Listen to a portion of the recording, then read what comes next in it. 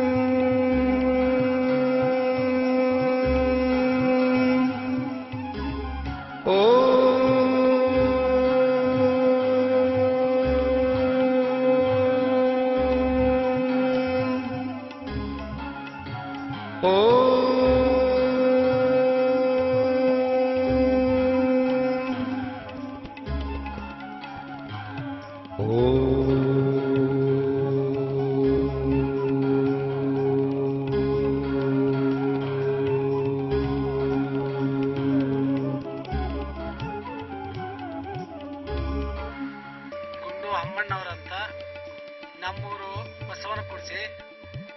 ಇಲ್ಲಿ ಬಸವೇಶ್ವರ ದೇವಸ್ಥಾನ ಪ್ರಸಿದ್ಧ ಇರುವುದರಿಂದ ನಮ್ಮೂರಿಗೆ ಬಸವನಕುರ್ಚಿ ಅಂತ ಹೆಸರು ಬಂದಿರಬಹುದು ಅಂತ ನಾನು ಹೇಳ್ತೇನೆ.